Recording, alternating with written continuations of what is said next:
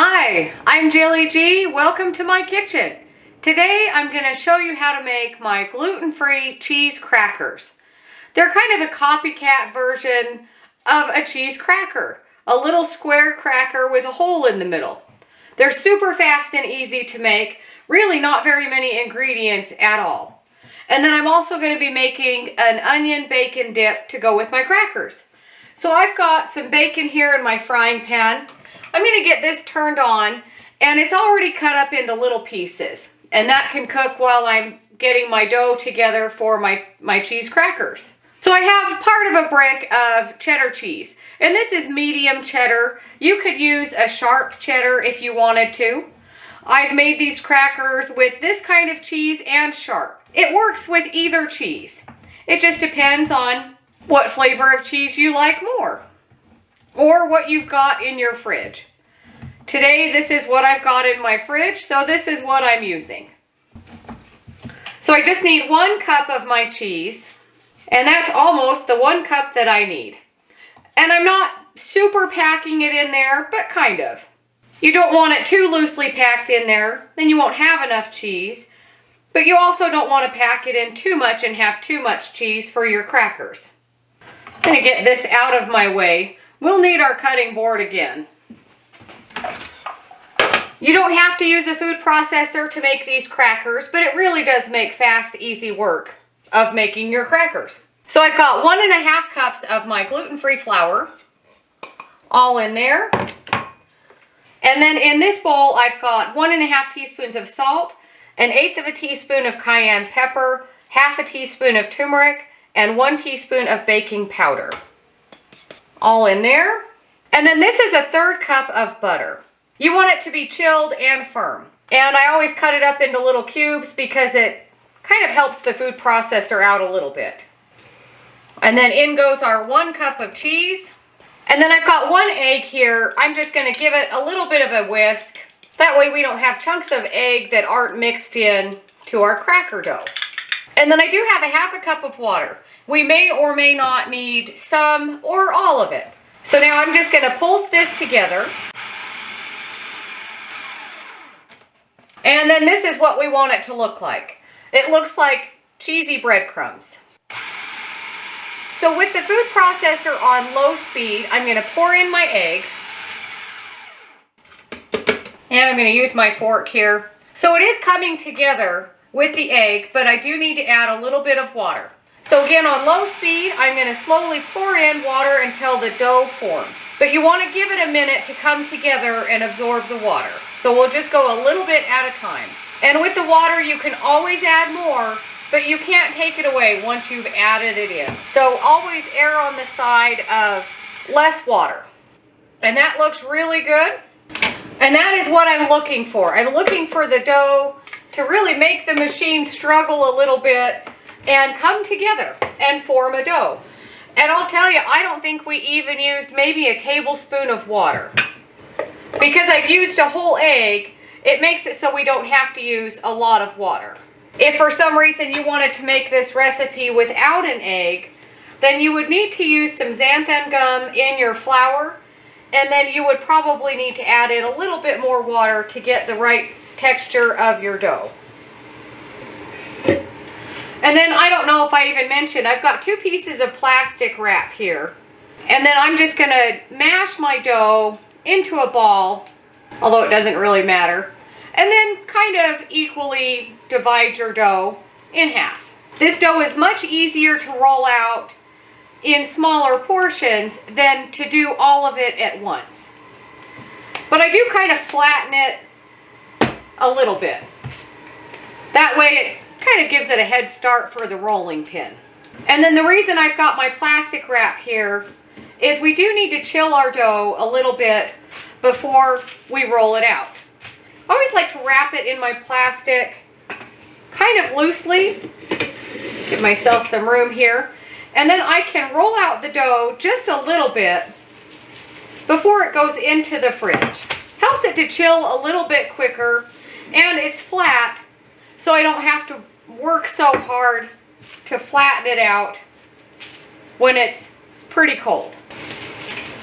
And I don't even care if it's in a square or a circle, raggedy edges, it really doesn't matter. So now these go in the fridge or in the freezer, either one. We just want these to chill for about a half hour. And then I'm going to check on my bacon here. So my bacon is almost done. I've washed out my food processor. We'll use this a little bit later. But for right now, I want to get my onion cut up. When your bacon sounds a lot quieter, it's starting to get crispy. So I've got, this is about a medium-sized onion here. And I'm just going to slice it into really thin rings. So my bacon is almost done.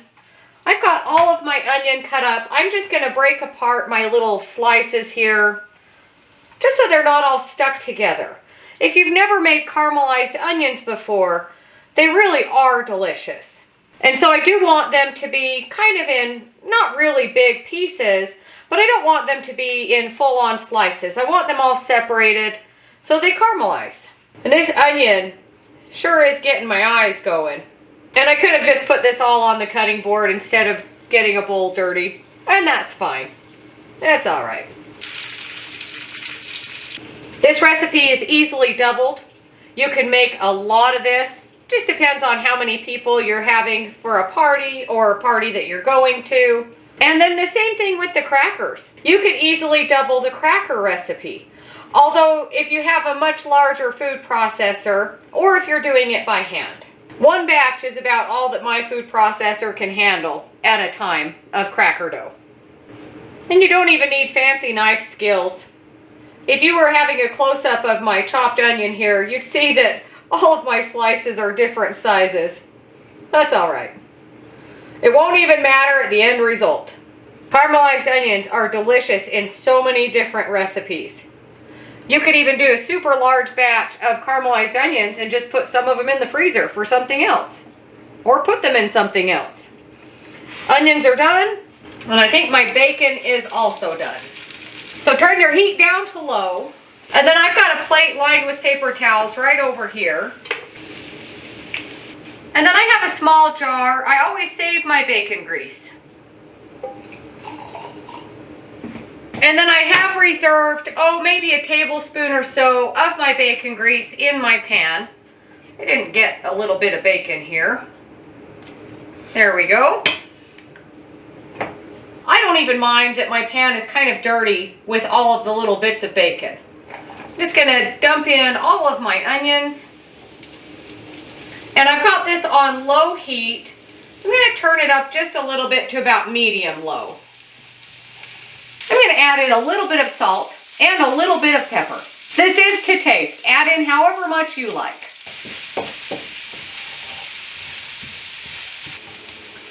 While my onions are caramelizing, I've been getting things ready. I've got 2 cookie sheets here lined with parchment paper. I do need to preheat my oven to 375. And then I've got 2 pieces of parchment paper for rolling out our cracker dough. So my cracker dough has been in the fridge, for about 15 minutes or so. Half hour is best, but 15 minutes is good. And those onions are still getting my eyes a little bit. If you're rolling out your dough with your parchment paper and your kitchen is really hot and you notice that your dough is getting a little hard to manage, you can just pick up the whole piece of parchment paper, put it on a cookie sheet, and throw it in the fridge. We don't even need extra flour for this recipe.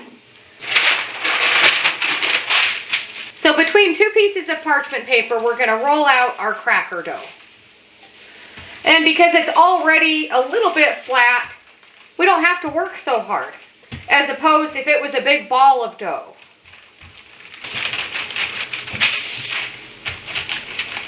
And one of the things I really like about parchment paper is you can turn it around and get all of the angles of your dough. And another thing is, I also like to flip it over.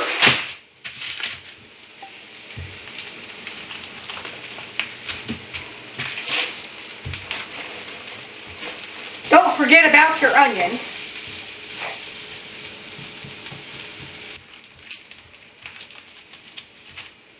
I don't know about you, but I always think it's the funniest thing. Whenever I'm rolling out a pie crust and I want it to be in a circle, it ends up being a rectangle. And whenever I'm rolling out crackers or something else that I want to be in a rectangle, it ends up being in a circle. And then I always feel the dough, make sure that it is all about the same thickness. For crackers, you really want them to be as thin as you can get them. That helps them to be crispy. So once you've got your dough all rolled out, I peel off one side of the parchment paper. And then put it back on, flip it over again, and then peel off the other side. If you were to roll these out and then not unstick them from either side of the parchment paper, it might be a little challenging to get them off of the parchment paper onto our parchment lined cookie sheets. And then I just have a little pastry wheel here. It does have a ruffled edge, but you could use a knife or a pizza cutter, whatever you want. So I just go in however big of pieces that you want for your crackers. Traditionally, these are little square crackers.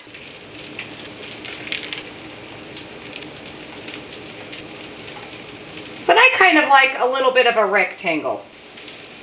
And then I've got my cookie sheet here, and I've got an offset spatula if you do need a little bit of help picking up your cracker. And you do want them to be on the thinner side. If you've rolled your crackers a little bit too thick, they'll still be crackers, they just won't be as crispy. And they don't really spread at all. So you can put them fairly close together on our cookie sheet. And I don't even mind if it has kind of a rounded edge there. So now we take all of our little bits and just mash it back together. This one I am going to try to keep into a better rectangle. It's not doing a very good job.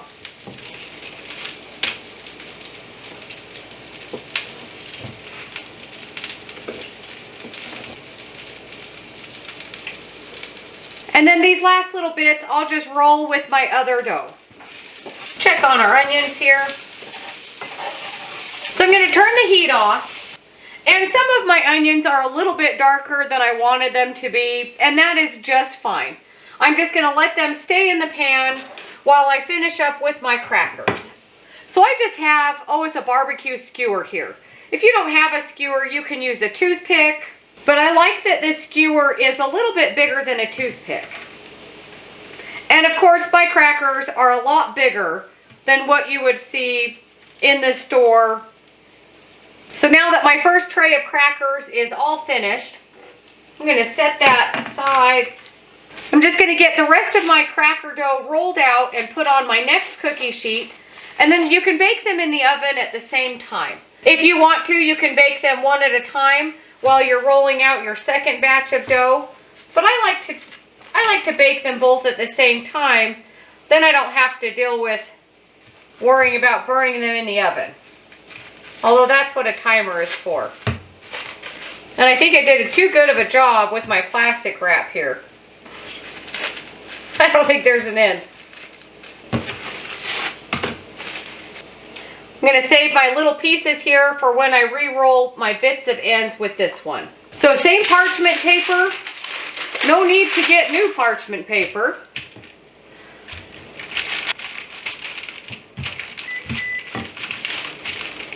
My oven is ready. And same as before, cut your dough into your squares.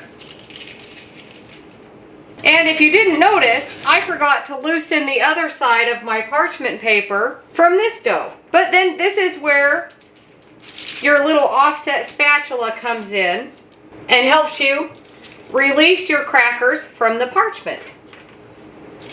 And do your best to make sure they're all kind of the same shape and size. Mine are not, but you could do a better job in your kitchen. Besides, these are homemade crackers. They're supposed to look homemade. Get the rest of your dough, mash it back together.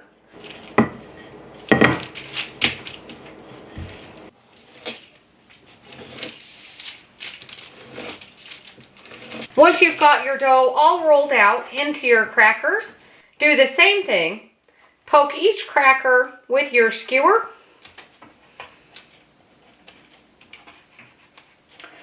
So these will go in the oven at 375 for about 20 minutes.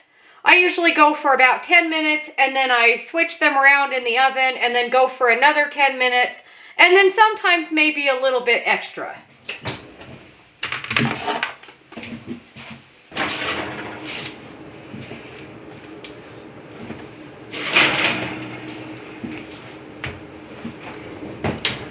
My crackers went for about 22 minutes.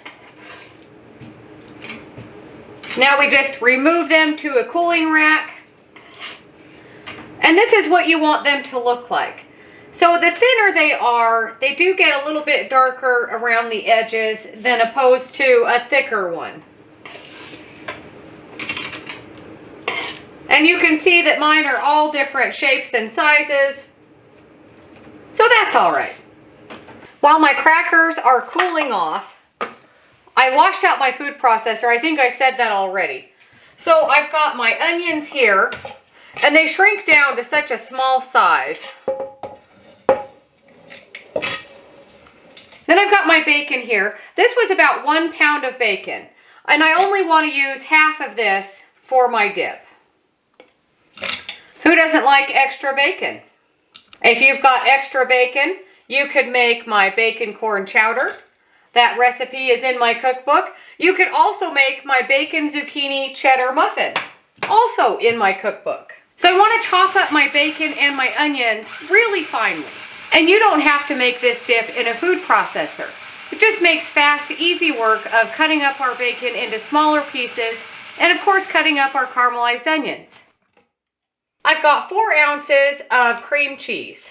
And I'm just going to break it apart with my spatula just to give the processor a head start again. And this is room temperature soft cream cheese. And then I've got 1 cup of sour cream. And then I've got about a tablespoon of dried chives. And then I'm going to put in a pinch of salt and pepper. And then process this until it's all combined.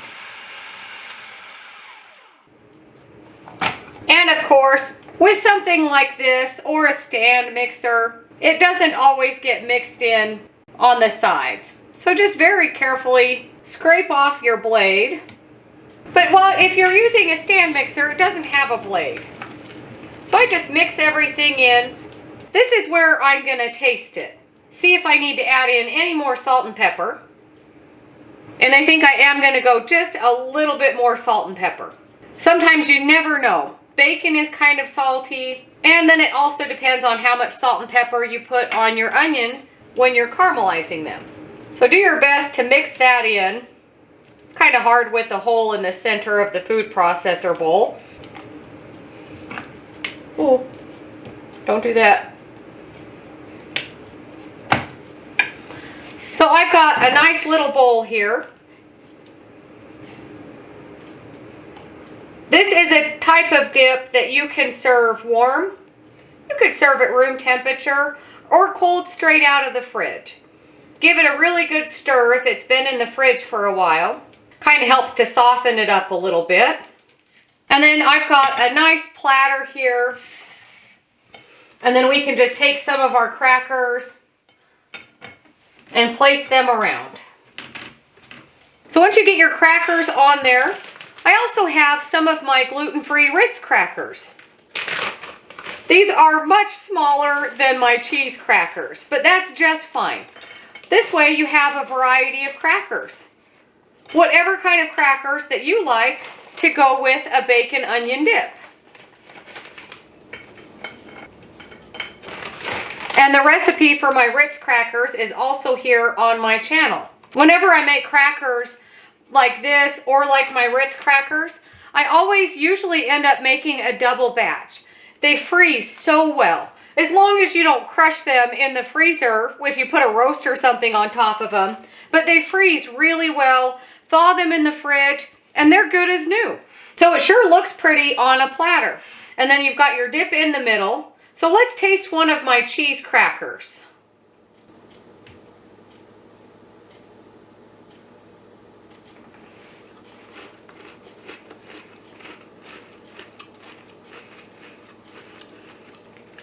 It's a really good cheese cracker. And I've got to be honest, it has been so many years since I've eaten a real cheese cracker. Which that's not fair. This is a real cheese cracker. But it isn't a store-bought, name brand cheese cracker. But I think my gluten-free version is just as delicious. Which sounds really funny because it's been so long I don't really remember what those crackers taste like. But this is a really good cheese cracker. So let's try our dip here. And it's a sturdy enough cracker to dip into our dip. I like to process my dip so it's in much finer pieces of the bacon and the onion. That way you don't have to try to get a really big, long, stringy piece of onion or a big chunk of bacon on your little cracker. One of my favorite dips. Try one of my little Ritz crackers. Also sturdy enough to manage this dip. So good. These crackers and this dip, it's perfect for a holiday party as an appetizer. It's perfect for a holiday party if all you're having is finger foods. And it's so easy to take this to somebody's house if you're invited to a party. It travels really well. As long as you don't throw your crackers in their bag in the back seat of your car and crush them all, they actually do travel really well. And then there's nothing to it. You just put it in a dish, put it on a platter, and you've got your appetizer or your finger food for a party. And this dip is great with any kind of cracker or chips. It goes really great with just a regular potato chip. And you know, this bacon onion dip, it is so good. The onions are delicious. The bacon, of course, is delicious. And the chives in here, it all just gives it such great flavor. Let me know what you think if you make my crackers. Let me know what you think if you make my dip. It really is delicious. You could also add in some garlic to this dip and it would be really good too. But I really just like the onions and bacon, but garlic is good in there as well. And I just want to say thank you so much to everybody that watches my videos, comments. You guys are always so nice in the comments. And I've gotten quite a few new subscribers lately. I'm so glad to have you along. It's so nice that I can reach so many people. And if you ever have any questions, just let me know in the comments. Also, my email address is in the About Me section here on my channel. You can contact me that way. I also have Instagram. But I'm so happy to have you all here. And as always, thank you guys so much to my patrons. This channel really wouldn't be what it is without you guys here. I appreciate your support so much. But thank you so much for watching. Don't forget to like and subscribe if you haven't already. If you have any questions or comments, let me know. And I'll see you on the next one.